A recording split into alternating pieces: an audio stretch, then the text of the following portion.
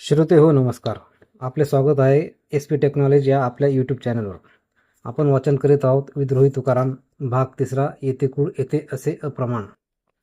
वर्ण जात वगैरेच्या आधारे माणसात भेद करणे हे भारतीय परंपरेचे एक विलक्षण वैशिष्ट्य आहे. या भेदभावाने या विषमतेने आपल्या समाज व्यवस्थेत अक्षरशः धुमाकूळ घातलेला आहे. आपल्या समाजात एखाद्याला श्रेष्ठ वा हीन ठरवण्याची कसोटी म्हणून त्याचे चारित्र्य, शील, वर्तन इत्यादींचा विचार करण्याऐवजी त्याचा वर्ण वा जात पाहिली जाते. ही प्रथा मानवी प्रतिभेच्या मुक्त विचाराच्या दृष्टीने अत्यंत बाधक ठरली आहे, घातक ठरली आहे. शेकडो पिढ्यांमधील असंख्य लोकांना या प्रथेने अंधाराच्या खोल गर्तेत ढकलून दिले आहे. त्यांचे माणूसपण हिरावून घेतले आहे. अनेक दृष्टींनी त्यांना कंगाल बनवले आहे. तुकारामांचे वेगळेपण असे की त्यांनी आपल्या अभंगातून भेदभाव करण्याच्या या विघातक प्रवृत्तीवर जोरदार हल्ला केला. आपल्या समाज व्यवस्थेतील या घृणास्पद प्रदूषणाची हकालपट्टी करण्याचा आग्रह धरला. भेद करण्याची भावना ही अनैतिक असून समतेचा आचार विचार हीच खरी नीती व धर्म आहे. त्यांची अशी भूमिका आहे. परंपरेला जोरदार धक्का देणारे त्यांचे या बाबतीत विचार आपण आता येथे संक्षेपाने पाहूया. भेदाभेद, भ्रम, अमंगळ. माणसात भेद करू नये, सगळी माणसे समान आहेत हा विचार तुकारामांनी अनेक अभंगांतून विविध उदाहरणे देऊन वारंवार मांडला आहे. या संदर्भातील त्यांचे काही विचार पुढील प्रमाणे आहेत. सर्व माणसे ही परमेश्वराचीच संताने असतील तर त्यांच्यात भेदभाव कशाच्या आधारे करता येईल? हे जग विष्णुमय असून तेथे भेदभाव करणे हा अमंगळ भ्रम आहे आणि तसे मानणे हा वैष्णवाचा धर्म होय. कोणाही जीवाचा मत्सर न करणे हे सर्वेश्वराच्या पूजनाचे रहस्य आहे. एकाच देहाच्या वेगवेगळ्या अवयवांना भोगावे लागणारे सुखदुःख जीवालाच अनुभवाला येते. हे देवा, तू जर या प्राणीमात्रांच्या अंतर्यामी आहेस तर हा भेद का दाखवला आहेस? भेदबुद्धी हे पाप आहे. जिकडे पाहावे तिकडे सगळे सारखे दिसत आहेत. हा आपला, हा परका, ही भावना नष्ट झाली आहे. उठाउठी अभिमान निघून जातो. असे पंढरीखेरीज दुसरे स्थळ नाही. अभेदाचा असा प्रकारचा काला दुसरीकडे कुठे दिसला आहे का? या काल्यामध्ये कोणी भेद मानला आणि विशिष्ट लोकांना निवडून बाजूला केले तर तसे करणारे लोक वेदविद्या संपन्न क्षत्रिय असले तरी ते अत्यंत मानले पाहिजेत. ईश्वराच्या घरी राजा व रंक समान असतात. तेथे भेदभाव नसतो. अवघे विश्व हाच खरोखर देव आहे असा ज्याचा अनुभव असतो त्याच्याजवळ देव असतो. त्याचे काम क्रोध नष्ट झालेले असतात. सर्व प्राण्यांविषयी त्याच्या मनात समता असते. त्याच्या ठिकाणचे भेदाभेद आणि वाद नष्ट होऊन जातात. मी सगळे भेद गाळलेले असून वादावाद बाजूला मारले आहेत. शरीराची, त्वचा, मांस इत्यादी बाबतीत जर माणसांमध्ये फरक नाही तर एका माणसाला शुद्ध आणि दुसऱ्याला अशुद्ध कशाच्या आधारे मानायचे? एक माणूस श्रेष्ठ आणि दुसरा हलका असे मानायला देवाजवळ कोणतेही कारण नाही. ओहोळ, विहिरी, नदी इत्यादी ठिकाणचे पाणी वेगळे असते काय? सूर्याचे किरण सर्व पदार्थांचे रस घेतात. तो ग्राह्य अग्राह्य अशी निवड करतो काय? गायींचे रंग भिन्न असले तरी त्या सगळ्यांचे दूध सारखेच असते. मडक्यांचे आकार आणि नावे वेगवेगळे असले तरी त्यांची माती एकच असते. अग्नी सर्वत्र एकरूपानेच वावरतो. तो एका पदार्थाला शुद्ध आणि दुसऱ्याला अशुद्ध मानत नाही. भांड्याला महत्त्व द्यायचे की त्या भांड्यात विष आहे का गोड अमृत आहे हे पाहायचे. जो नित्य विठ्ठलाचे भजन करतो, अवघे समब्रह्म पाहतो आणि सर्व प्राणी मात्रात विठ्ठलाला पाहतो, तो एक खरा पंडित होय. सर्व जग म्हणजे समब्रह्म आहे. हाच सर्ववर्णाचा धर्म होय. मुंगी आणि राजा यांचे जीव आमच्या दृष्टीने सारखेच आहेत. गंगा कुणाची विटाळ मानत नाही. सर्व वर्णाचे लोक पृथ्वीला पायरीप्रमाणे मानून चालतात म्हणून ती खंडून जात नाही. मला आपपर उरलेले नाही. विठोबाच्या नामामुळे सर्व एकमय झाले आहे. तुकारामांच्या या विचारांचे आता थोडे विश्लेषण करूया. हा श्रेष्ठ आहे आणि हा कनिष्ठ आहे. हा वेदादींचा अधिकार आहे आणि हा अनाधिकार आहे. हा स्पृश्य आहे आणि हा अस्पृश्य आहे. इत्यादी प्रकारच्या वर्ण जातीच्या आधारे केला जाणारा भेदभाव हा आपल्या परंपरेचा, संस्कृतीचा अविभाज्य घटक बनला होता. तुकारामांनी मात्र या भेदभावाचे वर्णन करण्यासाठी भ्रम व अमंगळ हे शब्द वापरले आहेत. हे शब्द अत्यंत आशयघन आहेत. भेदभाव हा भ्रम आहे. याचा अर्थ वर्ण, जात वगैरेंच्या आधारे भेदभाव करणाऱ्या लोकांना सत्याचे ज्ञान झालेले नाही. सत्याविषयीच्या त्यांच्या धारणा भ्रांत आहेत. अमंगळ हा शब्द असे सुचवतो की या लोकांचे आचरणही खऱ्या अर्थाने शुद्ध नाही, पवित्र नाही. भेदभाव आणणारी आपली अवघी परंपरा भ्रमयुक्त आणि अपवित्र आहे. तुकारामांची भावना त्यांच्या या विचारातून व्यक्त होते. परमेश्वरालाही जाब विचारला. ऋग्वेदातील पुरुषमुक्तापासून इतर असंख्य पुराणकथा, व्रतवैकल्ये, कर्मकांडे इत्यादी पर्यंत परमेश्वराला सर्व माणसांचा पिता म्हटले जाते. तसेच तो सर्वत्र असतो असेही मानले जाते. अशा स्थितीत माणसांमध्ये भेद करण्यास वाव कुठे उरतो असा तुकारामांचा प्रश्न आहे. ईश्वराला सर्वांची सर्वव्यापी पिता आणि सर्व माणसांची त्याची संताने ही मानाचे आणि माणसात भेदही मानाचा यामध्ये आढळणाऱ्या विसंगतीवर तुकारामांनी अचूकपणे बोट ठेवले आहे. खरे तर त्यांनी या संदर्भात स्वतः परमेश्वरालाही हडसून खडसून जाब विचारला आहे. तू जर सर्वांच्या अंतर्यामी आहेस तर मग जगामध्ये तू हा भेद का दाखवत आहेस, असे त्यांनी त्याला ठणकावून विचारले आहे. याचा अर्थ माणसांनीच काय पण देवाने जरी विषमता निर्माण केली तरी ती ठोकरली पाहिजे असा त्यांचा विश्वास आहे. तुकारामांनी भेदभाव नाकारण्यासाठी ईश्वराच्या आधारे युक्तिवाद केला. त्याच पद्धतीने शरीराच्या आधारेही केला आहे. चर्म, मांस इत्यादी अवयवांच्या बाबतीत जर फरक नाही तर एका माणसाला शुद्ध, श्रेष्ठ, स्पृश्य मानायचे आणि इतर कोणाला अशुद्ध, हीन, अस्पृश्य मानायचे, याला आधार काय, असा बिनतोड सवाल त्यांनी विचारला आहे.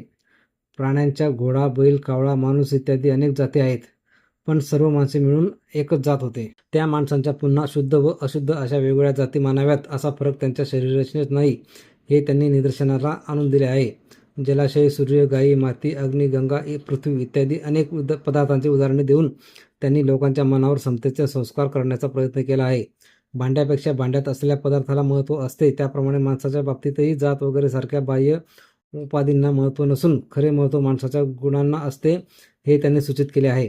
सर्वोच्च असूनही भेद केला तर सर्वात हीन क्षत्रिय म्हणजे वेद विद्या संपन्न ब्राह्मण हा आपल्याकडचा वर्णव्यवस्थेत अत्युच्च किंबहुना सर्वोच्च स्थानी मानला गेला आहे. या उलट अत्यंच हा या व्यवस्थेतील सर्वात खालच्या स्थानावर मांडला आहे. जातीच्या आधारे करण्यात आलेली ही व्यवस्था तुकारामांनी उधळून लावली आहे. सर्वोच्च स्थानी असलेला क्षत्रिय जर भेदभाव करीत असेल तर त्याला अत्यंत मानावे, या उलट जो कोणी समता मानत असेल तो खरा पंडित असल्याचे मानावे, असा वेगळा निकष त्यांनी सांगितला आहे. मुंगी आणि राजा आम्हाला समान आहेत असे ते म्हणतात, तेव्हा मुंगी हे सर्वसामान्य दुबळ्या अप्रतिष्ठित लोकांचे प्रतीक असून अशा व्यक्तीलाही आम्ही अत्यंत बालिष्ठ व प्रतिष्ठित व्यक्तीशी समान मानतो असे त्यांना सुचवायचे आहे. कोणाचाही मत्सर न करणे, सर्वांना समान मानणे हाच खरा धर्म आहे असे त्यांना वाटत होते. मी सर्व भेद गाळलेले आहेत, मला सर्व लोक समान आहेत असे म्हणण्या इतकी समवृत्ती त्यांना प्राप्त झाली होती. भेदभावांनी अत्यंत क्लुषित झालेल्या आपल्या समाजाच्या दृष्टीने तुकारामांचा समतेचा हा आग्रह म्हणजे एका निर्मळ निर्धाराचा उद्गम म्हणायला हवा. यातिशी कारण नाही देवा. माणसाची श्रेष्ठता व हीनता जातीच्या कसोटीवर ठरवणे हे आपल्या समाजाचे एक मोठे वैशिष्ट्य होय. ज्याची जात जितकी उच्च तितका तोही उच्च आणि ज्याची जात जितकी हलकी तितका तोही हलका असे आपल्या समाजात गृहीतच धरले जात असे. गुण, आचरण वगैरेच्या कसोट्या लावण्याऐवजी जातीची कसोटी लावणे तुकारामांना मान्य नव्हते. एखादा माणूस कितीही उच्च जातीमधला असला तरी त्याचे आचरण अधम असले तर त्याला उच्च न मानता अधमच मानले पाहिजे, अशी भूमिका त्यांनी घेतली. एखाद्याचे कुळ उत्तम असेल पण त्याचा आचार चांगला नसेल, त्याचे वर्तन परमेश्वराशी अंतर्निर्माण करणारे असेल तर असे उत्तम कुळ जळो असे ते म्हणतात. येथेही कुळ अथवा घराणे यावरून मोठेपणा ठरवू नये, आचरणावरून ठरवावे हा विचार त्यांनी अत्यंत निर्धाराने मांडल्याचे दिसते. उच्च जातीमध्ये अथवा उच्च कुळामध्ये जन्माला येऊन जे विषयामध्ये आसक्त होतात त्यांची फजिती होईल असे ते म्हणतात. ज्यांचे आचरण जर चांगले नसेल तर त्यांच्या उच्च जातीमुळे वा कुळामुळे त्यांचा बचाव होऊ शकत नाही. जात अथवा कुळ उच्च असणे महत्त्वाचे नाही, तर आचारविचारांचे मूळ बीज शुद्ध असले पाहिजे. शेंडी राखणे, जानवे घालणे अशा प्रकारचे सोंगे करून आपल्या जातीचा उच्चपणा कितीही दाखवला तरी तो निष्फळ आहे, कारण अशा प्रकारचे सोंग घेऊन प्रत्यक्ष दुराचार करणाऱ्या माणसाला दंड होणेच योग्य होय असे त्यांचे म्हणणे आहे. हरिकथा दूषित करणाऱ्या माणसाची अमंगळवाणी आपल्या कानावर न पडो. त्याची जात, त्याचा वर्ण जरी श्रेष्ठ असला तरी त्याला पापिष्ट, चांडाळ समजावे असे ते म्हणतात. वेदांचे ज्ञान, यज्ञाचे कर्मकांड यांनीच माणसाचा उद्धार होतो. विठ्ठलाच्या भक्तीने उद्धार होऊ शकत नाही. म्हणून तुम्ही तुकारामांचे शिष्यत्व न पत्करता आमचे शिष्यत्व पत्करा असे सांगणाऱ्या आणि प्रत्यक्षात खरा धर्म न जाणणाऱ्या महंतांवर तुकारामांनी केलेला हा हल्ला योग्यच होता. जो कन्या, गाय आणि कथा यांची विक्री करतो तो खरा चांडाळ होय. मुलगी वगैरेंची विक्री करणे हे दुराचरण आहे असे तुकारामांनी वारंवार म्हटले आहे. हे सांगत असताना माणसाच्या मोठेपणाची कसोटीही त्यांनी सांगितली आहे. माणसाचे गुण आणि अवगुण कोणते आहेत ते तपासून पाहावे. गुणी माणसाला उच्च समजावे, अवगुणी माणसाला हीन समजावे. पण ही तपासणी करताना जात आणि कुळ यांना मात्र प्रमाण मानू नये. त्यांच्या आधारे निर्णय घेऊ नये. ज्याचे जसे आचरण असेल तसे फळ त्याला मिळेल. याचा अर्थ महत्त्व आहे ते आचरणाला, जातीला वा कुळाला नव्हे. माणसाच्या अंगी असलेले गुण हेच मोठेपणाचे खरे कारण आहे. या बाबतीत जात आणि कुळ या गोष्टी अप्रमाण होत असे त्यांनी इतरही अनेक अभंगातून म्हटले आहे. उच्च जातीचा असूनही आचरण अधम असेल तर तो मनुष्य अधम ठरतो. या उलट आचरण चांगले असेल तर त्याची जात भलतीच म्हणजे हलकी असली तरी त्याला श्रेष्ठ मानावे, हेही त्यांनी स्पष्ट केले आहे. वर्ण अभिमाने कोण झाले पावन. वर्णाचा अभिमान हे आपल्या धार्मिक क्षेत्रात थैमान घालणाऱ्या अनाचारामागचे एक महत्त्वाचे कारण आहे. धर्माचे स्वरूप शुद्ध असावे यासाठी अखंडपणे तळमळणाऱ्या तुकारामांनी या प्रकारच्या अभिमानाला विरोध केला आहे. हे स्वाभाविकच होय. वर्ण, जात, कुळ यांचा अभिमान काही खरा नसतो, तो मृगजळासारखा असतो असे त्यांना वाटत होते. म्हणूनच वर्ण, कुळ आणि जात यांचा अभिमान सोडून द्यावा असे त्यांनी म्हटले आहे. जो वर्णाचा अभिमान बाळगेल तो नाळला जाईल, त्याला इष्ट फळ मिळू शकणार नाही असा इशाराही त्यांनी दिला आहे. इतरांनी वर्णाचा अभिमान बाळगू नये, ज्याप्रमाणे त्यांनी सांगितले त्याचप्रमाणे आपल्या स्वतःच्या ठिकाणी देखील अशा प्रकारचा अभिमान राहता कामा नये. असा काही अंश आपल्या ठिकाणी असेल तर परमेश्वराने तो नष्ट करावा अशी प्रार्थनाही त्यांनी केली आहे. सर्व प्राण्यांमध्ये ईश्वर असेल तर अभिमान सोडून त्या सर्वांचे भजन करण्याची प्रेरणा ईश्वराने आपणास द्यावी असेही त्यांनी म्हटले आहे. परंपरागत धार्मिक क्षेत्रात अपवित्रतेचा धिक्कार करून पावित्र्याचा गौरव केला जातो. व्यवहारात वर्णाच्या श्रेष्ठत्वाबरोबर पावित्र्य जणू काही आपोआपच येते. आचरणाशी त्याचा काही संबंध नाही असे वातावरण आढळते. तुकारामांना हे मान्य नव्हते. वर्णाच्या अभिमानाने कोण पावन झाले आहे हे मला सांगा पाहू, असा प्रश्न त्यांनी एकदा उपस्थित केला आहे. अभिमानाला पायांखालची पायरी बनवले. वर्णाच्या अभिमानाचे विसर्जन केले असता किती उच्च कोटीचा आनंद मिळू शकतो याचे अत्यंत हृद्य चित्र त्यांनी एका अभंगात रेखाटले आहे. पंढरीच्या वाळवंटामध्ये भक्तीचा खेळ मांडलेला आहे. या खेळामध्ये सहभागी झालेले वैष्णव अभिमानाला आपल्या पायांखालची पायरी बनवून एकमेकांचा पाय पडत आहेत. या वैष्णवांमध्ये मूळ जण नराबरोबर नारी सामान्य लोक आहेत. त्याचप्रमाणे पंडित, ज्ञानी, योगी, महानुभव, सिद्ध आणि साधकही आहेत. ते वर्णांचा अभिमान विसरले आहेत. आपली जात कोणती आहे ते विसरले आहेत आणि एकमेकांस लोटांगण घालत आहेत. या वैष्णवांच्या निर्मळ चित्ते लोण्यासारखी झाली असून त्यांच्या मनाची ही उत्कट अवस्था पाषाणालाही पाजर फोडेल अशी आहे. वर्ण आणि जात यांच्या अभिमानातून मुक्त होणारे लोक माणूसपणाच्या अत्युच्च शिखरावर पोहोचून अलौकिक आनंदाचा अनुभव कसा घेऊ शकतात याचे अत्यंत प्रसन्न चित्र तुकारामांनी या अभंगात उभे केले आहे. अशाच प्रकारचे आणखी एक चित्र भक्तांचे प्रतीक असलेल्या गोपींचे वर्णन करताना त्यांनी रेखाटले आहे. आम्ही कोणत्या जातीचे आहोत ते आम्ही विसरलो आहोत. चारही वर्णांच्या आम्ही सगळ्या जणी एक झालो आहोत असे उद्गार त्यांनी काढले आहे. पंढरीमध्ये येऊन वर्णांचा अभिमान विसरलेले सर्व लोक जीवमुक्त होतात असे त्यांनी एका अभंगात म्हटले आहे. तुम्ही उच्च जातीचे सर्व लोक मिळून गर्व करू नका असे आवाहन त्यांनी एकदा केले आहे. वर्णाचा अभिमान बाळगणे हे मानव्याचे हानी करणारे असून अशा प्रकारच्या अभिमानाचे विसर्जन करणे हे मानवाला उदात्त बनवणारे आहे, हे तुकारामांनी आपल्या सर्व अभंगातून प्रभावी रीतीने सूचित केले आहे. वर्णाश्रमाने सर्वश्रेष्ठ कल्याण नाही. वर्णाश्रमांच्या संदर्भात ते म्हणतात, वर्णाश्रमाच्या कर्तव्याचे पालन करणे म्हणजे व्यर्थ श्रम करणे होय. अशा प्रकारचे बाह्य संग म्हणजे पाश असून लोभाचा त्याग करणे हेच हितकारक होय. तू वर्णाश्रमाचे चोख पालन केलेस तर शास्त्राच्या नियमानुसार तुला उत्तम लोक मिळेल. पण हे काही सर्वश्रेष्ठ कल्याण नव्हे, कारण आपल्या अंगानेच ब्रह्म कसे व्हावे हे तुला कळत नाही. याउलट संत मात्र देही असून विदेही होतात. 4 वर्ण आणि 4 आश्रम यांच्या नियमांचे पालन करणे हे वैदिक धर्माचे एक महत्त्वाचे वैशिष्ट्य आहे. किंबहुना वैदिक धर्मालाच अनेकदा वर्णाश्रम धर्म म्हटले जाते. अशा स्थितीत तुकारामांनी वर्णाश्रमांच्या कर्मकांडांविषयी मांडलेले हे विचार एका दृष्टीने वैदिक धर्मावर जोरदार आघात करतात. यात मुळीच शंका नाही. वर्णाश्रमाच्या कर्तव्याचे पालन ही आनंदाची बाब नसून ते कष्ट आहेत असे ते सुचवतात आणि त्या कष्टानंतर इष्टफळही मिळत नसल्यामुळे ते कष्ट निरर्थक आहेत, निष्फळ आहेत असे त्यांचे म्हणणे आहे. वर्णाश्रमाचे पालन करीत असल्याचे दाखवणारे लोक खरेखुरे धार्मिक नसतात. ते नुसते धर्माचे बाह्य सोंग करतात. धर्माचा बुरका घेऊन आपला स्वार्थ साधतात असे त्यांना वाटते. धर्मशास्त्रांनी घालून दिलेल्या चकोरीतून एखाद्याने वर्णाश्रमाच्या कर्तव्यांचे पालन केले तरी फार तर त्याला धर्मशास्त्रांनी सांगितलेले विशिष्ट फळ मिळेल. ते फळ हीच उत्तम गती वा उत्तम लोक होय असे धर्मशास्त्री खुशाल म्हणत. प्रत्यक्षात ते फळ हे काही मानवी जीवनाचे सर्वोत्तम कल्याण नव्हे, अंतःकरणाच्या शुद्ध भावनेने केल्या जाणाऱ्या भक्तीचे फळ हेच सर्वोत्तम फळ होय. त्यांच्यापुढे वर्णाश्रमाचे फळ हे फिके आहे, निष्प्रभ आहे. तात्पर्य, माणसाने वर्णाश्रमाच्या चकोरीत आपले मान अडकण्याऐवजी भक्तीच्या निरागस मार्गाने जावे हे उत्तम होय. बरा देवा कुणबी केलो. आपण कुणबी असल्याचा उल्लेख तुकारामांनी काही वेळा अगदी जाणीवपूर्वक केला आहे. त्यापैकी एका अभंगाचा आशय पुढील प्रमाणे आहे. हे देवा, मला कुणबे केलेत ते बरे झाले, नाहीतर मी दंभानेच मेलो असतो. हे देवराया, हे जे काही केलेस ते भले केलेस असे म्हणून तुका नाचत आहे, देवाच्या पाया पडत आहे. माझ्याकडे जर काही विद्या असती तर मी अपायात अडकलो असतो, संतांच्या सेवेला मुकलो असतो, म्हणजे माझी उगाचच नागवण झाली असती, मला गर्व झाला असता, ताठा झाला असता आणि मी यमाच्या वाटेने गेलो असतो. कारण मोठेपणाच्या अभिमानामुळे नरकांची प्राप्ती होते, धर्मशास्त्रांमुळे आत्मतुच्छतेची भावना. तुकारामांचा हा अभंग सामाजिक आशयाच्या दृष्टीने अत्यंत महत्त्वाचा आहे. आपल्याकडच्या कर्मसिद्धांतानुसार एखाद्या व्यक्तीला विशिष्ट वर्णात जन्म मिळतो, तो तिच्या आधीच्या जन्मातील विशिष्ट प्रकारच्या कर्मामुळे होय. याचा अर्थ एखाद्याचे पुण्य कर्म जितके अधिक तितका त्याला अधिक वरच्या वर्णांमध्ये जन्म असे मानले जाते.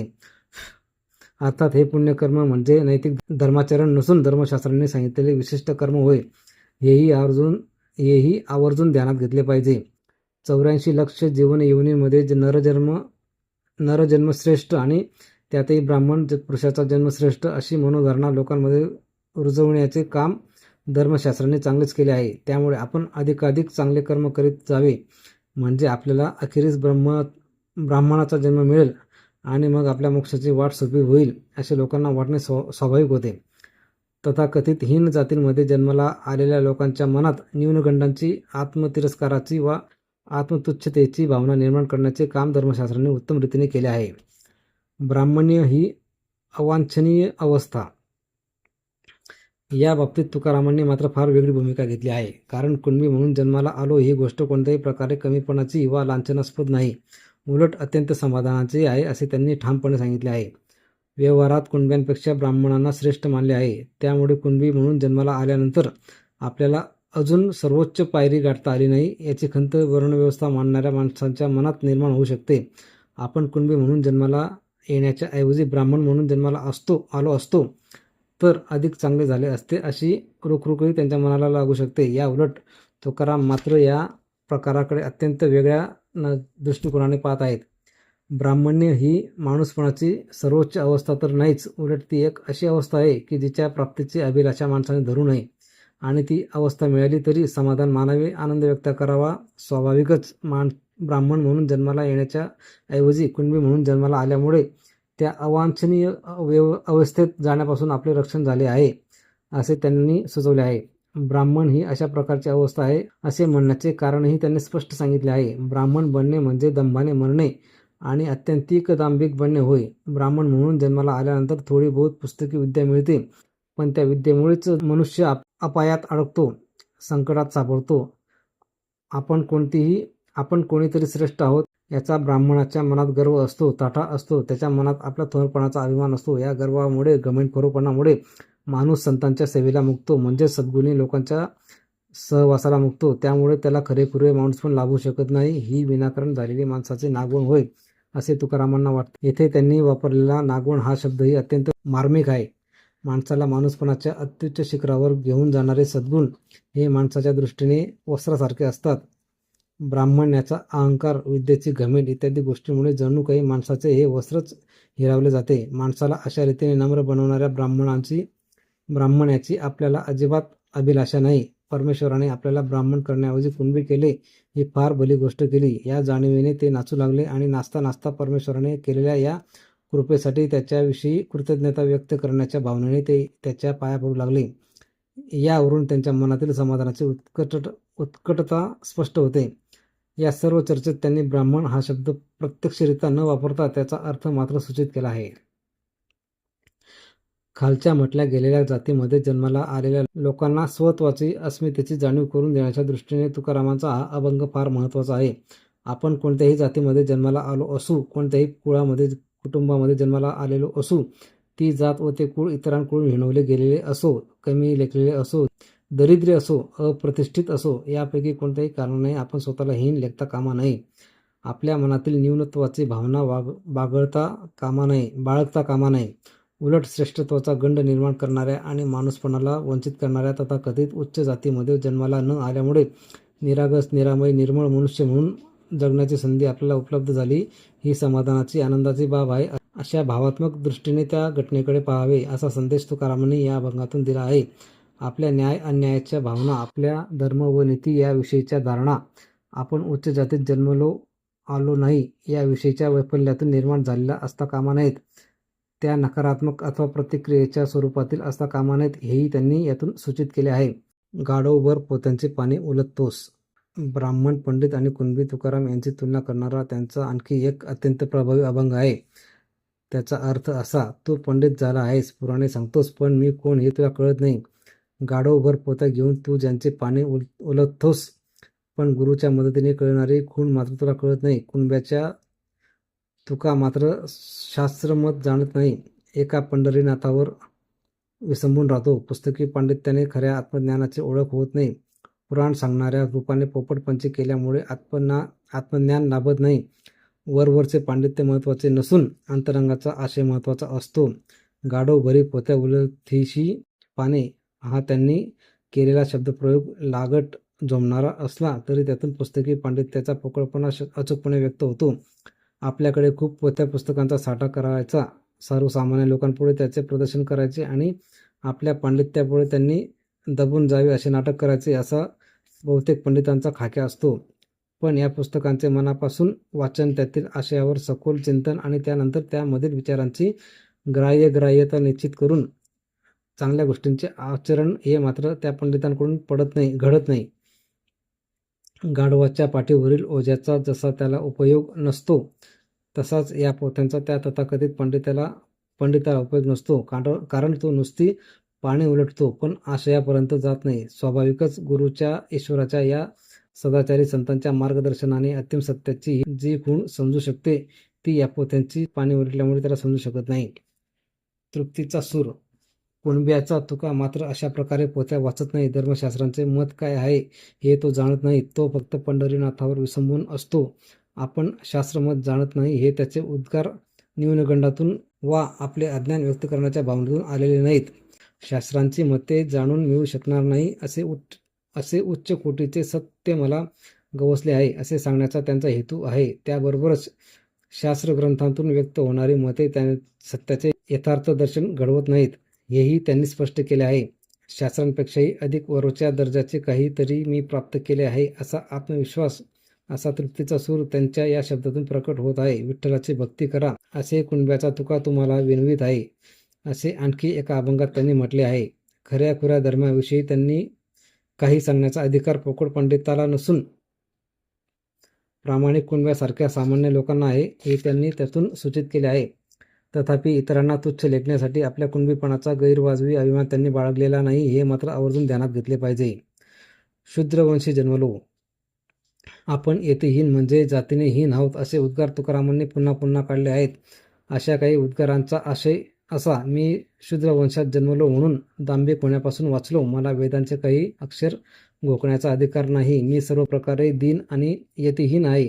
हे पांडुरंगा, तू लक्ष्मीचा पती आहेस, तर मी हीन जातीचा आहे. भलत्या जातीत व भलत्या कुळात माझा जन्म झाला तरी मी भक्तीचा मार्ग सोडणार नाही. हे देवा, माझी जात व कुळ काय शुद्ध आहे की ज्यामुळे तुझे रहस्य माझ्या दयाने यावे. मी उगाचच भूमीला भार असून माझे काय होणार आहे ते कळत नाही. मी जातीचा हीन आहे, मला भजन कळत नाही म्हणून संत चरणाची इच्छा करीत आहे. मला ईश्वराने आपले म्हणावे.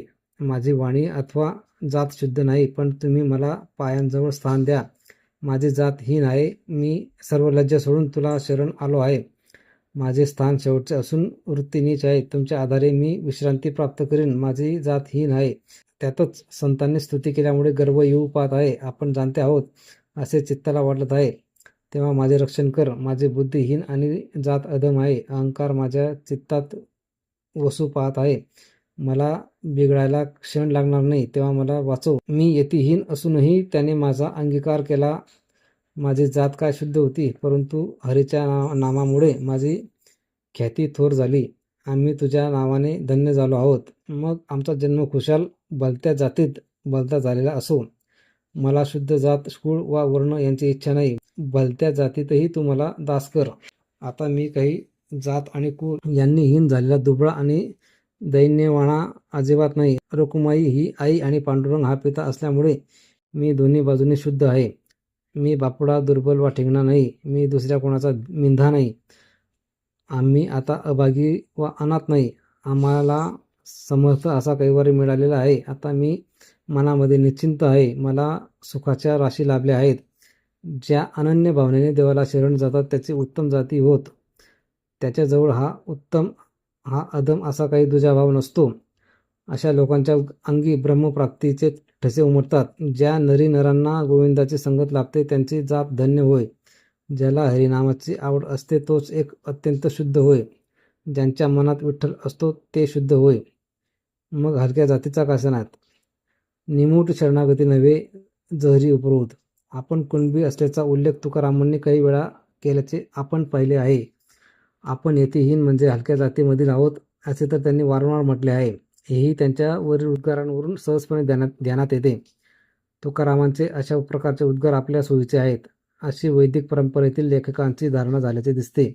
आपल्या विशिष्ट उद्दिष्टांसाठी त्यांनी आपल्या उद्गारांचा कौशल्याने वापरही करून घेतला आहे.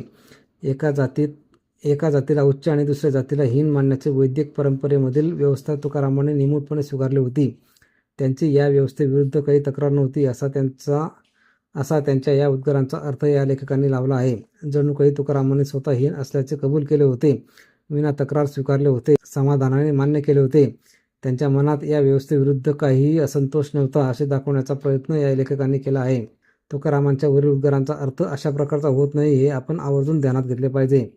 या उद्गारांतून त्यांनी आपले यतिहीनत्व कबूल केले असे अजिबात नाही. परंपरेने आपल्यावर कोणता शिक्का मारला आहे हेच त्यांनी या उद्गारांतून पुन्हा पुन्हा स्पष्ट केले आहे. त्यांच्या या उद्गारातून अत्यंत तिखट जहरी उपरोध आहे. मी काय यतिहीन, मला काय कळणार, तुम्ही पंडित, तुम्ही धर्मशास्त्र जाणणारे विद्वान.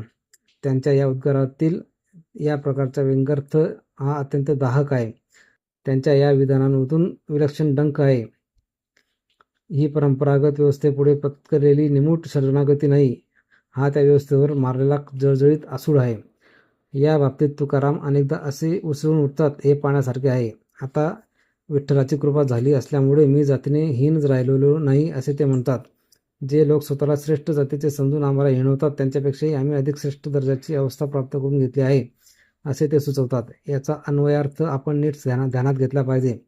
आपले यतिहीनत्व त्यांनी निमूटपणे स्वीकारले असते तर अखेरपर्यंत ते यतिहीनत्व आपल्यातच जपण्यातच त्यांनी समाधान मानले असते.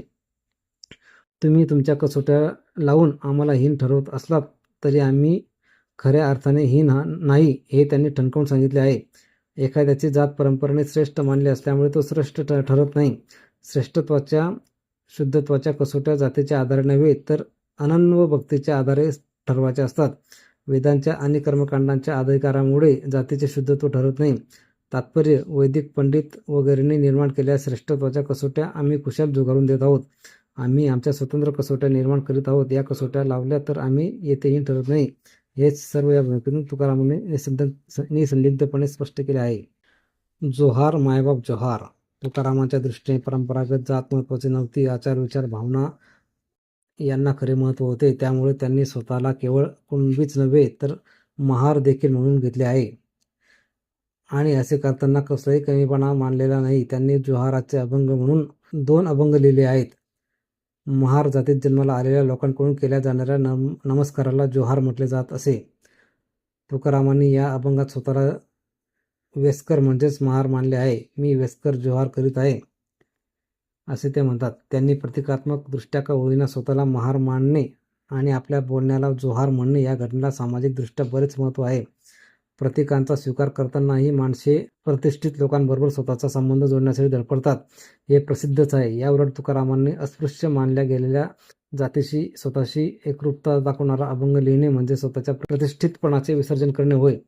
जाती व्यवस्थेमध्ये आपल्यापेक्षा उच्च स्थानावर असलेल्या लोकांविरुद्ध बंड करणाऱ्या व्यक्ती आपल्यापेक्षा हीन स्थानावर असलेल्या व्यक्तींना समानतेची वागणूक देण्यास तयार नसतात. त्यांना तुच्छ मानतात, हिणवतात असे अनेकदा आढळते. तुकारामांची जात ही परंपरागत दृष्ट्या महार व्यक्तींच्या तुलनेत उच्चस्थानी होती. या उच्चत्वामुळे त्यांना जी काही प्रतिष्ठा मिळालेली असेल त्या प्रतिष्ठेचे त्यांनी या अभंगाच्या द्वारे स्वेच्छेने विसर्जन केले आहे असे म्हणता येईल.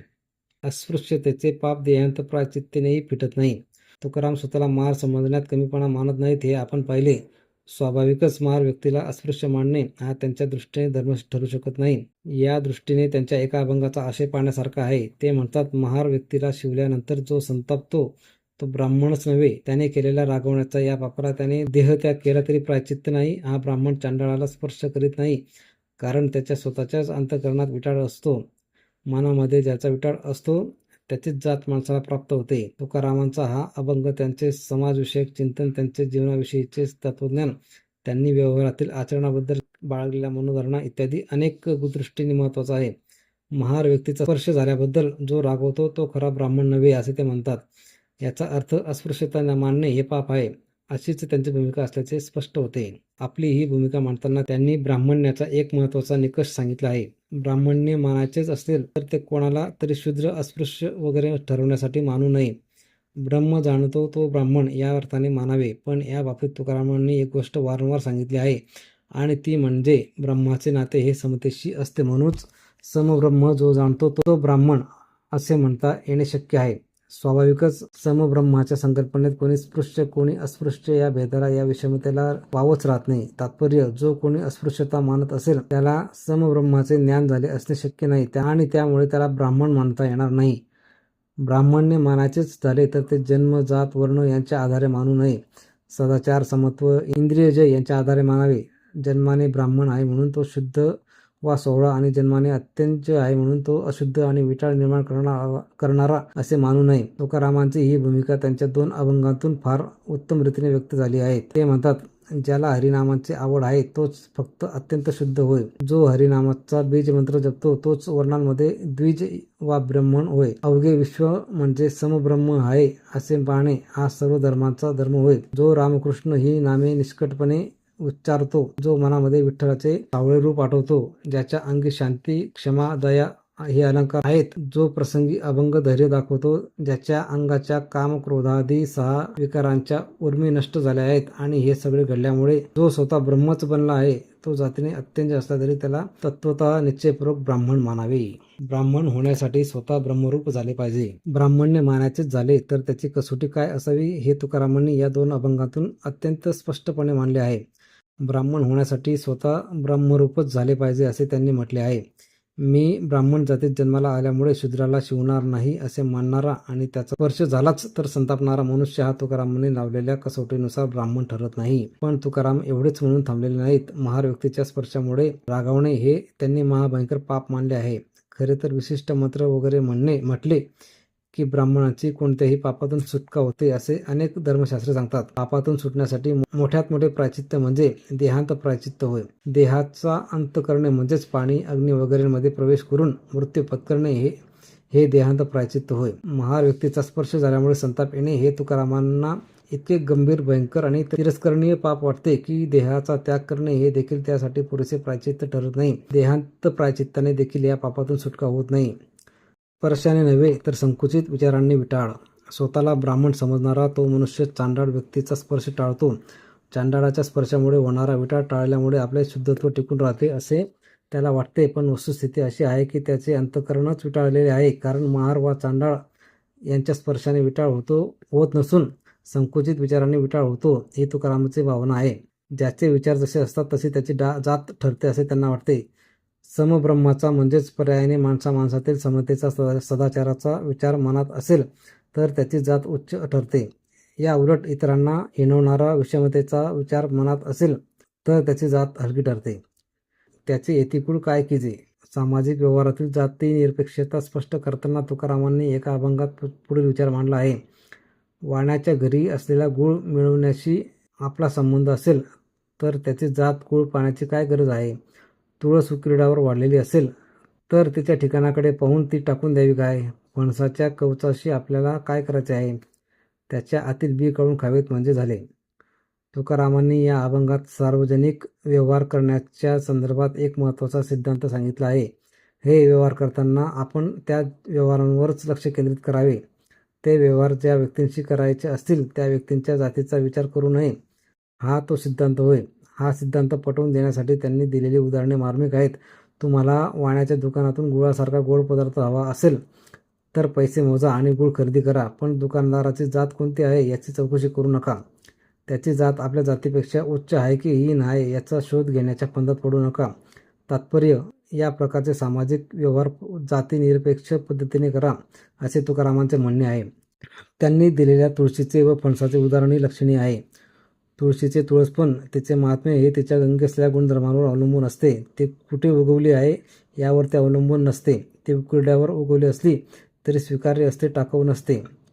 त्याच पद्धतीने गुणवान व्यक्ती तथाकथित हलक्या जातीत जन्माला आलेली असली तरी तिला दूर सारायचे नसते, तिला जवळ करायचे असते. वर्ण, जात वगैरे गोष्टी फणसाच्या वरवरच्या सालीसारख्या असतात आणि आचार विचार वगैरे गोष्टी त्याच्या बियांसारख्या असतात.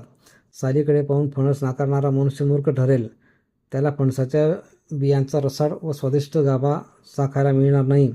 त्याच पद्धतीने जातीसारख्या बाह्य वरवरच्या गोष्टींकडे लक्ष देणारा मनुष्य गुणी व्यक्तीच्या संगतीला मुकल्याशिवाय राहणार नाही. तिच्याबरोबर केल्या जाणाऱ्या व्यवहारांचा आनंद गमावून बसल्याखेरीज राहणार नाही. यतिहीन मोकाशाची आज्ञा पाळलीच पाहिजे. गावाचा मोकाशी हलक्या जातीमधील आहे म्हणून काय त्याची आज्ञा मानायची नसते, असा प्रश्न तुकारामांनी एका अभंगात विचारला आहे.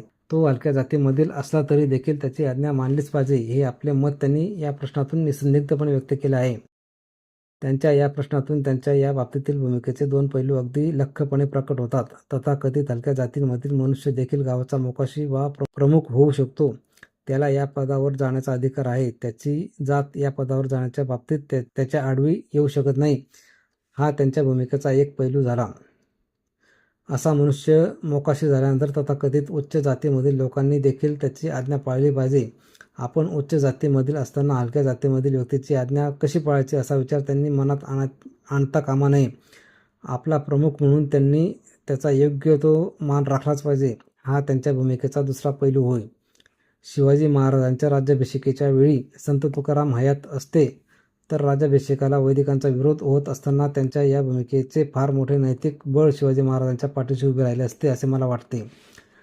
हलक्या जातीमधील व्यक्तीने उच्च जातीमधील व्यक्तीला काही उपदेश करणे व आज्ञा देणे हे आपल्याकडच्या धर्माने घालून दिलेल्या व्यवस्थेमध्ये मान्य होण्यासारखे नव्हते. या पार्श्वभूमीवर तुकारामांनी मांडलेले हे विचार अत्यंत महत्त्वाचे आहेत. सकळांशी येथे आहे अधिकार. अधिकाराच्या बाबतीत तुकारामांनी पुढील विचार मांडले आहेत. स्वर्गामध्ये वा वैकुंठामध्ये मिळणार नाही असा सुखाचा सोहळा हरिनामामुळे पृथ्वीवर लाभतो आणि त्याचा अधिकार सर्वांना आहे. देवाच्या प्रसादाचे पात्र सर्वांसाठी ओसंडून गेले असून या प्रसादाचा अधिकार सर्वांना आहे. नामस्मरणाचा अधिकार ब्राह्मण, क्षत्रिय, वैश्य, शूद्र, चांडाळ, मुले, स्त्री, पुरुष एवढेच नव्हे तर वेश्यांनाही आहे. येथे उणीव नाही. सर्व वर्णांच्या लोकांनी तृप्ती मिळवावी.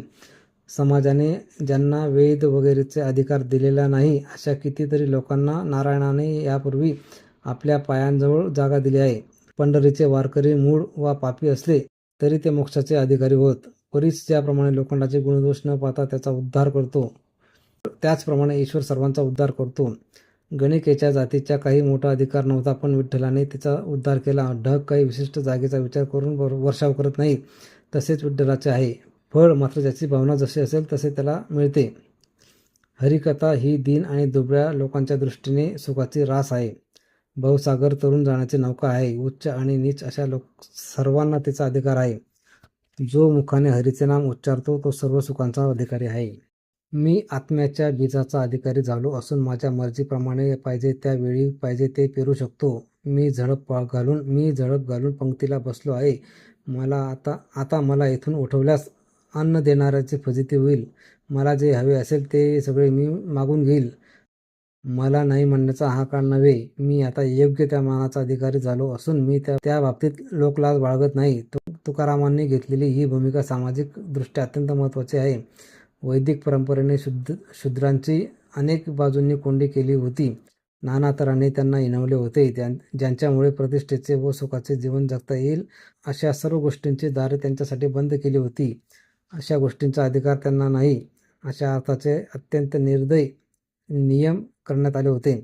या पार्श्वभूमीवर तुकारामांनी सांगितलेले भक्तीच्या विश्वातील निर्मळ नियम कसे उठून दिसतात ते पाहण्यासारखे आहे. वैदिक परंपरेने ज्यांना अधिकार नाकारला त्यांना अधिकार असल्याचे तुकारामांनी अत्यंत निर्धाराने सांगितले. त्यांनी दुसरे टोक गाठून ब्राह्मणांचा अधिकार नाकारला असे नाही, तथापि ब्राह्मणांच्या बरोबरीने शूद्रांसह सर्व वर्णांच्या लोकांना अधिकार असल्याचे सांगितले. शूद्रांनाच नव्हे तर त्यांच्याहूनही हीन लोकांना, चांडाळांनाही अधिकार असल्याचे त्यांनी सांगितले. पुरुषांच्या बरोबरीने स्त्रियांना अधिकार देताना स्त्रियांतही अत्यंत हीनस्थानी असलेल्या अगदी वेश्यांनाही अधिकार असल्याचे सांगितले. अधिकार नाकारणाऱ्यांच्या छाताडावरून अधिकाराची घोषणा. उत्पन्नाची उद्धाराची वाट सर्वांसाठी मोकळी हवी.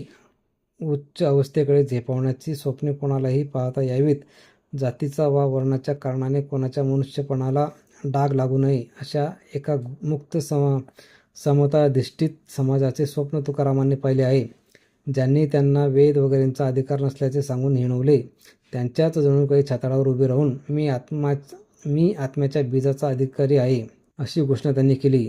तुम्ही वेदांचा अधिकार खुशाल नाकारा, त्या वेदांचाही मुळाशी असलेल्या सत्याचा अधिकार मला प्राप्त झाला आहे असे आत्मविश्वासाचे उद्गार त्यांनी काढले आहे. अधिकार नाकारू पाहणाऱ्या वैदिक परंपरेला तुकारामांनी दिलेली ही एक जोरदार थप्पड आहे असेच म्हटले पाहिजे. यातायाती धर्म नाही विष्णुदासा. तुकारामांच्या मनात सर्व जातींच्या व भिन्न भिन्न धर्मांच्या संतांविषयी विलक्षण आपलेपणा होता. या दृष्टीने त्यांचे काही अभंग पाहण्यासारखे आहेत. पंढरी हे माझे माहेर असून राही रखुमाई व सत्यभामा या माता आहेत आणि पांडुरंग हा पिता आहे असे एका अभंगात त्यांनी म्हटले आहे. त्यानंतर अनेक संतांविषयी त्यांनी याच अभंगात जिव्हाळा कसा व्यक्त केला आहे हे पाहण्यासारखे आहे. उद्धव, अक्रूर, व्यास, अंबरीश आणि नारद हे माझे भाऊ असून मी त्यांचा गौरव करतो. गरुड हा बंधू आणि पुंडलिक हा माझा लाडीवाड आहे. मला त्यांचे कौतुक वाटते. संत आणि महंत यांचा भला मोठा घोताळा आहे. मी नेहमी ओव्यांमध्ये त्यांचे स्मरण करतो. निवृत्ती, ज्ञानदेव, सोपान, चांगदेव आणि नामदेव हे माझे जिवलग आहेत. नागोजन, मित्रा, नरहरी, सोनार, रोहिदास आणि कबीर हे माझे सोयरे आहेत. परसो, भागवत, शुद्ध, सूरदास, सावता या सर्वांसाठी मी गीते गाईन. चोखामेळासारखे संत हे माझ्या जीवाचे सोयरे असून मला घडीभरही त्यांचा विसर पडत नाही. एकनाथ, जनार्दन, कान्हया फाटक आणि मीराबाई हे संत माझ्या जीवाचे जीवन आहेत. आणखीही संत आहेत. महानुभाव मुनी आहेत. या सर्वांच्या चरणी माझा जीव आहे. मी या सगळ्यांसाठी आनंदाने ओव्या गाईन. या सर्वांच्या सहवासात माझे बलवान आईवडील सुखाने नांदोत. याच स्वरूपाचा त्यांचा आणखी एक अभंग आपण आवर्जून पाहिला पाहिजे असे मला वाटते. त्याचा आशय असा: ज्या कुळात हरीचे दास जन्म घेतात ते कुळ चरित्र होय. ज्या देशात हरीचे दास जन्म घेतात तो देश पावन होय. वर्णाच्या अभिमानाने कोण पावन झाले आहेत हे मला सांगा पाहू. हरीच्या भजनामुळे अत्यंज वगैरे योनीतील लोकही तरले असून पुराणे त्यांची भाट झाली आहेत. त्यांच्यामध्ये तुळाधार हा वैश्य आहे, गोरा हा कुंभार आहे, रोहिदास हा चपला शिवणारा चांभार आहे, कबीर हा विणकर आहे, लतीफ हा मुसलमान आहे, विष्णुदास सेना हा नाभिक आहे, कान्होपात्रा खोदू हा इजळा आणि दादू हा पिंजारी आहे. हे भजनामध्ये ईश्वराशी एकरूप झाले आहेत. चोखामेळा आणि बंका हे जातीचे महार असून ईश्वराने त्यांच्याशी ऐक्य केले आहे. जनाबाई ही नामदेवाची दासी असून पंढरीराव तिच्यासोबत जेवत असल्यामुळे तिचा केवढा भाव आहे. मैराळा जनकाचे कुळ कोणते तेही ठाऊक नाही, पण त्याचे महिमान किती वर्णन करावे. तात्पर्य असे की विष्णुदासांना यतायती धर्म नाही, म्हणजेच जातीच्या आधारे भेदभाव नाही. वेदशास्त्रांचाही हाच निर्णय आहे. ईश्वराने किती पतित तारले आहे ते तुम्ही ग्रंथांना विचारून पाहावे. या दोन अभंगांपैकी पहिल्या अभंगात त्यांनी केवळ आपल्यापेक्षा श्रेष्ठ मानल्या गेलेल्या जातीतीलच नव्हे तर आपल्यापेक्षा हीन मानल्या गेलेल्या जातीतील संतांच्या पायांवर आपला जीव ठेवण्याची तयारी दर्शवली आहे. हे संत म्हणजे आपले भाऊ गणगोत जिवलग असून त्यांचा गौरव करण्याची, त्यांचे कौतुक करण्याची आणि त्यांच्यासाठी गीते गाण्याची भावना त्यांनी व्यक्त केली आहे. वर्णाच्या अभिमानाने कुळ आणि देश पवित्र होत नाही तर संतांच्या वास्तव्याने त्यांना पावित्र्य येते अशा विचाराने त्यांनी दुसऱ्या अभंगाची सुरुवात केली आहे. विष्णुदासांना यतायती धर्म नसतो, म्हणजेच जातीच्या आधारे केला जाणारा भेदभाव नसतो असे त्यांनी सांगून त्या अभंगांचा शेवट केला आहे. वेदशास्त्रांनी हे सांगितले आहे असे ते म्हणतात. तेव्हा सर्वांचा आत्मा एक असतो वगैरे सारखे समतेचे तत्व मांडणारी उपनिषदांसारखी शास्त्रे त्यांना अभिप्रेत आहेत हे उघड आहे. ते आणखी म्हणतात, ईश्वराला संतांचा धाक असतो, त्यामुळे संतांना शरण गेले की ईश्वर सहजपणे लाभतो आणि त्या संतांचे वैशिष्ट्य असे की त्यांचे पाय धरण्यासाठी त्यांची जात, कुळ वा नाव विचारावे लागत नाही. जे परलोकीचे सांगाते असतात त्यांची जात विचारायची नसते. पंढरीमध्ये सर्व प्राणी विठ्ठलरूप होतात. सर्वांना उत्तम मानले गेलेले ब्राह्मण, सर्वात हीन मानले गेलेले चांडाळ, पुरुष, स्त्रिया, मुले हे सर्वजण तेथे ईश्वररूपच असतात. जात धर्म कुळ यांचा भेद न मानणे हेच परमहंस अवस्थेचे रहस्य होय. मी जातीकडे पाहत नाही, वैष्णव आहे एवढेच पाहून त्यांची पूजा करतो. संत भलत्या जातीचे असले तरी ते प्रत्यक्ष विष्णुमूर्ती वा शाळीग्राम असून देवांना बाजूला सारून या संतांची पूजा करावी. हरीच्या दासाचे कुळ भलते असले तरी तो शुद्ध वा चांडाळ असला तरी त्याला धन्य मानतो. रामाचे नाव घेतले की हलक्या जातीतील आणि कुलहीन मनुष्यही तरून जातो. विठ्ठलाचे नाव घेताना आपल्या जातीचा वा कुळाचा विचार करावा लागत नाही. जात व कुळ हलके असूनही नाम घेतल्यामुळे ईश्वराने कित्येकांचा उद्धार केला आहे. मला कोणाच्याही जातीशी काही कर्तव्य नाही. ज्याच्या मुखात नाम असते तोच धन्य होय. ईश्वराचे नाम घेणाऱ्याला वर्णावर्ण नसतात. म्हणजेच हा वर्ण श्रेष्ठ हा हीन अशी स्थिती नसते. लोखंडाचे सशरे गोळे आणि इतर प्रकार होत असले तरी परीस त्या सगळ्यांचे सोने करतो, फरक करीत नाही. पावसाचे सडीकडे पडलेले पाणी गंगेला मिळते आणि गंगा चोळून जाते.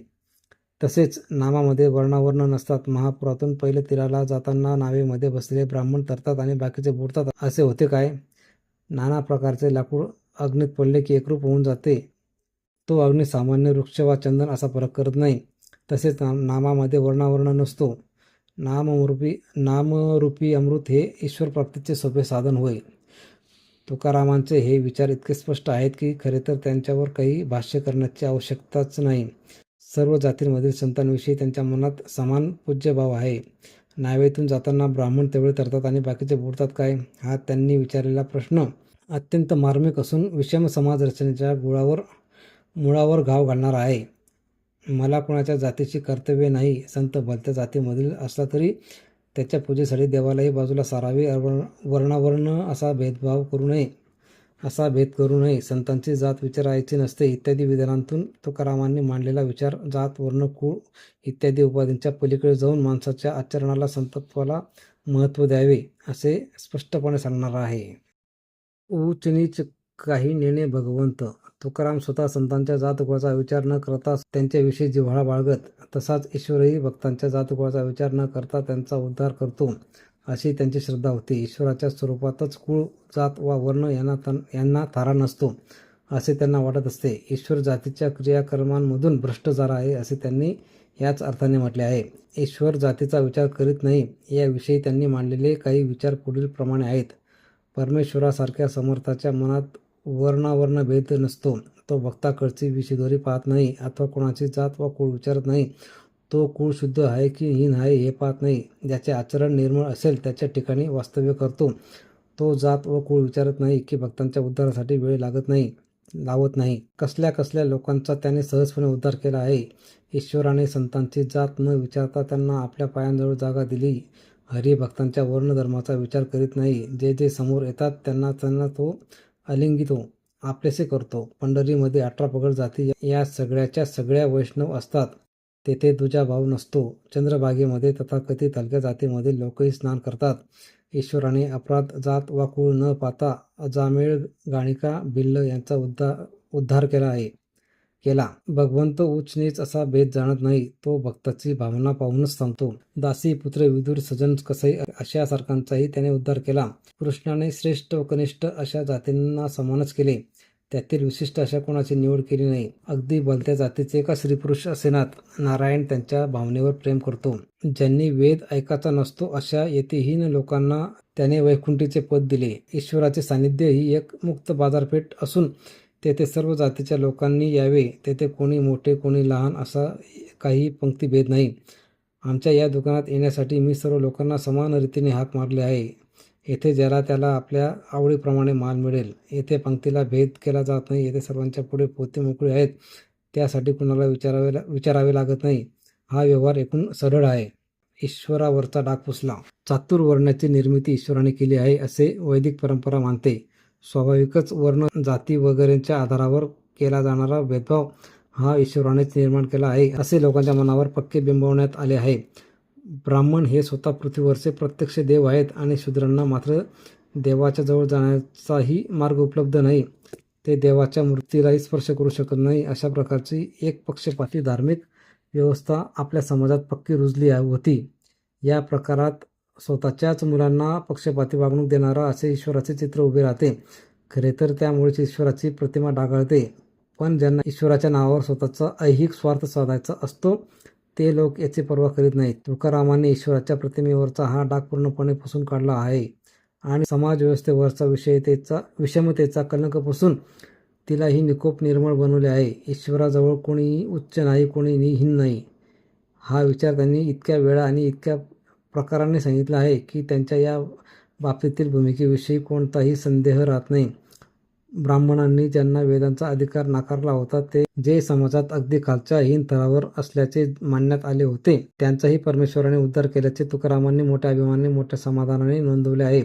समाजामध्ये समतेचे एक प्रसन्न वातावरण पसरावे ही त्यांची भावना आहे. एका उदात्त तत्त्वज्ञानाचा सुगंध सगळीकडे दरवळावा ही त्यांची धडपड आहे. आपल्या समाजाच्या धर्माला एका अत्यंत घातक आणि बुरसटलेल्या दुष्ट प्रवृत्तींमधून मुक्त करण्याचे काम त्यांनी केले आहे. आक्षेपाचे विवेचन. येथे तुकारामांवर किंबहुना एकूण संतांवरच घेतल्या जाणाऱ्या एका आक्षेपाचे थोडे विवेचन करणे योग्य ठरेल. तुकारामांवरील आक्षेपाचे खंडन करण्याला प्राधान्य देणे हे या पुस्तकाचे स्वरूप नाही. त्यामुळे हे विवेचन विचारांची दिशा दाखवण्यापुरते आणि संक्षेपाने करायचे आहे. तसेच हे विवेचन सर्व संतांच्या संदर्भात न करता फक्त तुकारामांच्या पुरते मर्यादित करायचे आहे. तुकारामांनी जी समता आणली ती अध्यात्माच्या व भक्तीच्या क्षेत्रात आणली, सामाजिक व्यवहारात आणली नाही आणि त्यामुळे या समतेला विशेष महत्त्व देण्याचे कारण नाही असे स्थूल मानणे या आक्षेपाचे आणि त्यातून निघणाऱ्या निष्कर्षांचे स्वरूप आहे. खरे तर प्रस्तुत प्रकरणात आतापर्यंत मांडलेले तुकारामांचे या संदर्भातील विचार पाहून वाचक स्वतःच या बाबतीत आपले मत बनवू शकतात. तरीही काही मुद्द्यांकडे त्यांचे लक्ष वेधणे योग्य ठरेल असे मला वाटते. देहाच्या पातळीवरही समता मांडली. तुकारामांनी केवळ आत्म्याच्या पातळीवर समता मांडली हे खरे नसून त्यांनी ती देहाच्या पातळीवरही मांडली होती हे त्यांच्या अनेक अभंगांतून जाणवते. माणसाचे चर्ममांस भिन्न नसताना त्यापैकी काही जणांना शुद्ध व काही जणांना अशुद्ध कशाच्या आधारे मानायचे हा त्यांचा समतेचा विचार देहाच्या समतेचा आहे हे उघड आहे. वेगवेगळ्या जातीतील संत एकमेकांचा पाया पडतात तेव्हा त्यांना एकमेकांचा स्पर्श होतोच. तुकारामांनी हा स्पर्श अत्यंत आनंदाचा, अभिमानाचा मानला आहे. आपल्यापेक्षाही हलक्या मानलेल्या जातीत संतांच्या पायांवर केवळ डोकेच नव्हे तर आपला जीवही ठेवण्याची तुकारामांची तयारी होती. ही तयारी देहाच्या समतेशीच जोडलेली आहे. या उलट वैदिक पंडितांनी मात्र ब्राह्मण व्यक्ती तुकारामांच्या पाया पडल्याबद्दल तुकारामांना न्यायालयात खेचले आणि शिक्षाही देवविली हे आपण ध्यानात घेतले पाहिजे. त्यांनी लाक्षार्थ्याने का होईना स्वतःला महार म्हणून घेणे ही गोष्ट केवळ आध्यात्मिक पातळीवरची नसून अगदी गंभीरपणे समाजाची आशयाची आहे. आणि सर्वात महत्त्वाची बाब म्हणजे महार व्यक्तीला स्पर्श केल्याबद्दल राग आला असता लागणाऱ्या पापातून देहांत प्रायचित्तानेही सुटका होत नाही हा त्यांचा विचार म्हणजे निसंशयपणे सामाजिक समतेच्या दिशेने टाकलेले एक महत्त्वाचे पाऊल होय.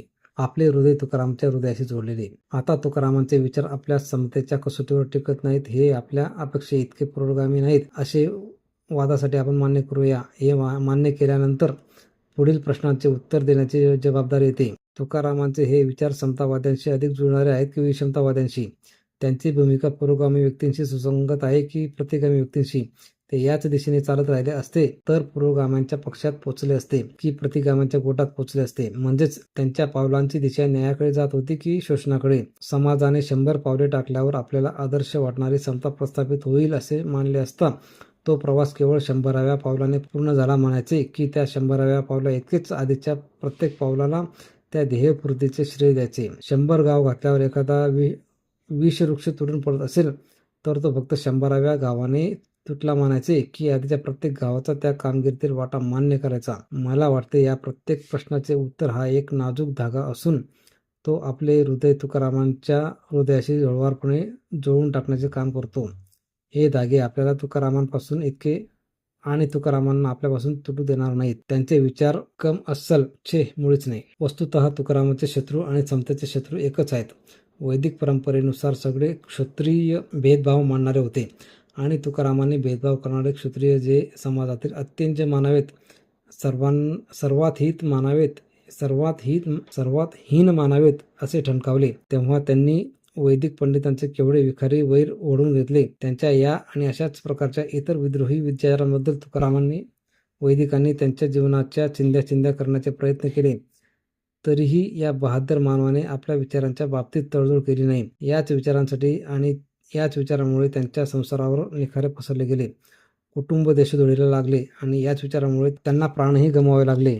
ज्या महामानवाने हे सगळे निर्भयपणे आपल्या उरावर झेलले आणि एवढे मोठे बलिदान दिले, त्याचे विचार कमस्थल होते असे म्हणणे आपल्याला शोभणार नाही. तो कृतज्ञपणा होईल, अन्याय होईल असे मला वाटते. शिवाय तुकारामांचे शत्रू तुकारामांच्या प्रतिष्ठेचा आपल्याला फायदा घेता यावा म्हणून केवळ डावपेचाचा भाग म्हणून तुकारामांना आपलेसे करीत असल्याचे नाटक करीत असताना त्या शत्रूंनी तुकारामांची प्रतिमा छिन्न विछिन्न करण्याच्या दिशेने उद्देशाने लिहिलेले काहीच्या बाही आपण खरे मानावे आणि तुकारामांना स्वतःच आपल्या आणि त्यांच्या शत्रूच्या पोटात ढकलावे, हे कृत्य आपल्या शहाणपणाचेही द्योतक ठरणार नाही असे मला वाटते. या विषयावर सध्या इतके पुरे असे मला वाटते. यानंतरच्या प्रकरणात आपण तुकारामांनी विविध प्रकरणाच्या कर्मकांडांच्या संदर्भात घेतलेल्या भूमिकेचे काही विवेचन करूया. धन्यवाद. भेटूया पुढच्या भागात. पुढचा भाग आहे भाग 4, काय बा करशी सोवळे ओवळे.